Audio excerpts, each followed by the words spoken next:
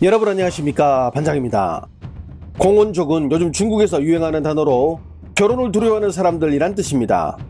이유가 다양하겠지만 가장 큰 원인은 바로 결혼 비용입니다. 지난해 7월부터 9월까지 중국인민대학 인구와 발전연구센터는 중국 전역을 대상으로 결혼 비용에 대한 조사를 실시해본 바 결혼식에 드는 총 비용은 33만 위엔, 하나로 약 6,200만 원으로 이는 중국 일반 직장인들의 연봉의 8배에 해당하는 금액이었습니다. 더군다나 여기에 신부에게 주는 지참금까지 합하면 거의 1억에 맞먹는 돈이 결혼 비용으로 나가는 셈이니 남자들 입장에서 결혼은 참 넘기 힘든 하나의 큰 산처럼 느껴지기 마련이겠죠. 중국 남성들이 결혼을 미루는 이유입니다. 상황이 이렇지만 세상 물정 모르는 중국의 일부 지방 도시에서는 결혼을 장려하기 위해 결혼을 하면 신혼부부에게 보상으로 1,000위엔, 하나로 약 19만 원을 주겠다고 하니 중국 청년들이 곱방기를 끼는 것은 어찌 보면 지극히 당연한 일이겠죠. 남성들뿐만 아니라 여성들도 갈수록 결혼에 대해 부정적인 생각들 뿐입니다. 얼마 전 중국 플랫폼에 올라온 이 영상, 맞선을 보러 간 여성이 선을 보러 온 남자가 집도 차도 없으며 어느 허름한 식당에서 불고기나 사주고 있다며 맞선이 끝나면 곧바로 남자의 전화번호를 차단하겠다고 불편한 심기를 드러내고 있습니다.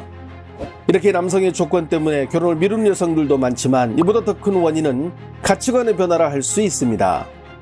특히 대도시에 살고 있는 고등교육을 받은 20대 여성들일수록 빠른 결혼 대신 경제적 독립을 선택하는 비율이 압도적으로 높아지고 있는데요. 이는 구체적인 수치로도 드러나고 있는데 지난 2000년대 초반 중국 여성들의 초혼 나이는 평균 24세였지만 2023년에는 29세로 5살이나 늦어졌고, 특히 대도시에 사는 25에서 29세 미혼 여성의 비율은 2000년대에 8.6%에서 2023년에는 40.6%로 무려 5배가량이나 증가한 것으로 나타났습니다. 지난 7월 14일 북경에서 올해 24살 된 한 여성이 결혼에 대해 어떻게 생각하는지 말하는 이 영상은 그런 현상을 그대로 보여주고 있는데요. 我这辈子一定会当一个特别开心的人，因为我不打算买车，不打算买房子，还不打算结婚，不打算生孩子。这样的话，我既没有婆媳矛盾，然后也没有婚姻矛盾，一年只花2个月的时间挣钱，剩下的时间就都用来吃喝玩乐。大病呢治不好，小病呢医保就给我报了。等到我没了的时候呢，就直接让我闺蜜给我送走，就完事了。 이 영상은 현재 중국에서 많은 논란을 낳고 있는데요. 한편으로는 이해한다는 이들도 있지만 또 한편으로는 해도 너무한다는 반응들도 만만치 않습니다. 한 사회문제 전문가는 이 영상을 보고 오히려 결혼의 중요성을 강조하기도 했습니다. 他认为就幸福就是不用工作，只要吃喝玩乐，有没有婆媳矛盾，没有夫妻矛盾，人生就幸福了。那我想说什么呢？我觉得人生的快乐不是吃喝玩乐，不是没有夫妻矛盾，没有婆媳矛盾，有矛盾是很痛苦，没有错。但是如果夫妻关系很和谐，婆媳关系很和谐，因为人是不可能一个人生活的。这个小姑娘现在可能有好的闺蜜，闺蜜只能陪你走很短的一条路啊，这是她不懂的地方。人要幸福呢，我是觉得还是要构建和谐的亲密关系的。 하지만 중국의 젊은 여성들은 결혼에 대해 전혀 관심이 없는 듯합니다. 지난 6월 인터뷰에 응한 여성은 더 극단적인 말도 거침없이 했는데요. 我23，北京理工大学资产管理。我是不婚主义，加上我绝对不会要孩子。为什么会有这么坚定的想法呢？结婚意味着很多东西，生存压力也很大。我最讨厌的就是穷人还要去生育，因为这样其实造成的就是那个孩子可能会很自卑，他需要用一生去治愈他所有的经历。那如果我们这一代都不结婚生娃的话，人口老龄化越来越严重的，跟我有什么关系呢？我认为跟我没有关系。 갈수록 결혼을 기피하고 심지어는 결혼 자체를 비관적으로 바라보는 태도가 사회에 만연하다 보니 중국 CCTV는 특집 방송을 통해 방금 혼인신고를 마친 15커플에게 이처럼 결혼을 주자는 이들에게 조언을 건네는 장면을 내보내기도 했는데요. 有对象的尽快步入婚姻殿堂，没有对象的尽快找到自己合适的另一半。 如果说真的遇上了对的那个人，就生活再难，2个人在一起也都是甜的，所以我觉得不管怎么样都是值得的。真正相爱的人就别再想那些什么物质条件了。其实结婚没有什么可怕的，很正常，就领了个本本就可以了。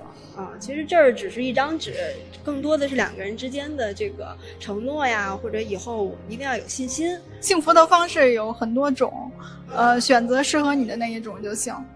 而且2个人是一个慢慢适应的过程，可能越来就会越适应，越适应呢就会越幸福。I think there's no pressure. When the time is right and you meet someone who you feel in love with or enjoy spending time with, then you will no longer feel afraid. You can do it. What he said. Yeah. 그렇습니다. 결혼도 다 때가 있는 법입니다. 젊을 때야 친구가 우선이고 내 취미가 먼저고 내 사생활이 가장 중요하지만 세월이 흐르면 점점 혼자 되기 마련이죠. 여기 35살인데 아직도 결혼을 못했다며 눈물을 흘리는 여성이 있어 보는 이들을 안타깝게 만들기도 했습니다. 是尽量在28岁以前把自己嫁出去吧，因为到了30岁以后，你就会真的发现，就是你相亲的质量在下降，人数在下降。年龄大了之后呢，无论你再优秀，除非你的运气很好，你能嫁一个自己很满意的，不然真的就是要么有家庭条件，但是人差点意思，要么就是人看着还行，但是条件差了很多，要么就是二婚不带孩子，或者是二婚带孩子的，就是选择真的是少之又少。35年了，我都不知道他立在哪儿了，把我立成什么样，立到35岁还没有结婚，然后我自己不当回事儿吧，也不行啊，都这么大岁数了。 我还是要结婚的. 문제는 이렇게 결혼을 안 하니 중국 역시 우리와 똑같이 세계 최저 수준의 출산율 문제에 직면해 있습니다. 올해 1월 17일 중국 국가통계국은 2022년에는 중국 인구가 85만 명이 감소했으며 2023년 태어난 신생아는 902만 명, 사망자는 1110만 명으로 208만 명이 또 줄어들면서 2년 연속 감소세를 기록했다고 밝혔는데요.